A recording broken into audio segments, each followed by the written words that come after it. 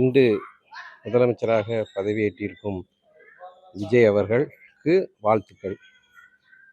அவர் தேர்தல் வாக்குறுதிகள் அளித்த வாக்குறுதிகளில் ஒவ்வொன்றாக 5 வருடங்களுக்குள் செய்ய வேண்டும் என்பதே எங்களுடைய வேண்டுதல்.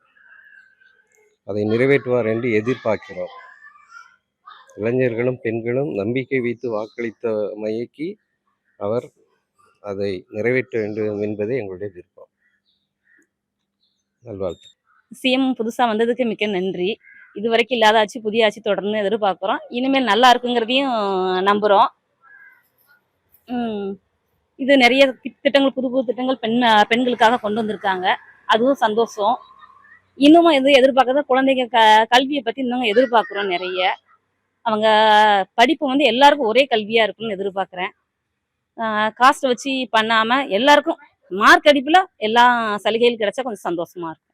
வணக்கம், என் பேர் முத்துமாரி, திருநெல்வேலி மாவட்டத்திலேருந்து பேசுகிறேன். இன்னைக்கு விஜய் அண்ணா வந்து பொறுப்பேற்றிருக்காங்க. அது ரொம்ப சந்தோஷம். அவங்களுக்கு என்னோட வாழ்த்துக்கள்.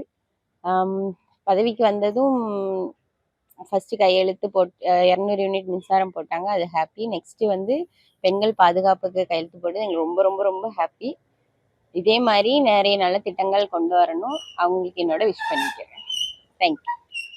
அமைச்சராக பெற்றிருக்க முதல்வர் விஜய் அவர்களுக்கு வாழ்த்துக்கள். அதுக்கப்புறம் அவர் சொன்ன இதெல்லாம் அவர் நிறைவேற்றணும். தமிழக மக்களுக்கு நல்ல பாதுகாப்பாக வழங்கிட்டும் அவர்கள் சொன்ன திட்டங்களை எல்லாம் செயல்படுத்தி நல்ல முதல்வராக 5 ஆண்டு ஆட்சி அமைய எங்களுடைய வாழ்த்துக்கள். பால்ராஜ், நான் திருநெல்வேலியில் வழக்கறிஞராக இருக்கேன். இப்போது இன்னைக்கு தளபதி தமிழ்நாட்டோட முதலமைச்சராக பதவியேற்றது எங்களுக்கு மிகப்பெரிய சந்தோஷமாக இருக்குது. தமிழ்நாட்டோட கோடான கோடி மக்களுக்கும் இது மூலம் எங்கள் சார்பாகவும் ஒரு முறை நன்றியை தெரிவிச்சுக்கிறோம்.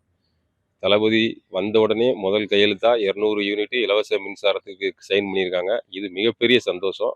சொன்னதை சொன்ன மாதிரியே நிறைவேற்றுபவர் தான் எங்கள் தளபதி. அதன் பிறகு பெண்களுக்கான சிங்கப்பெண் சிறப்பு அதிரடிப்படை திட்டமும் சைன் பண்ணியிருக்காங்க. இன்னும் அவர் தமிழ்நாட்டோட நிதி நிலைமைக்கு ஏற்ற மாதிரி என்னென்ன செய்ய முடியுமோ கண்டிப்பாக கொடுத்த வாக்குறுதி அனைத்தையும் நிறைவேற்றுவார்.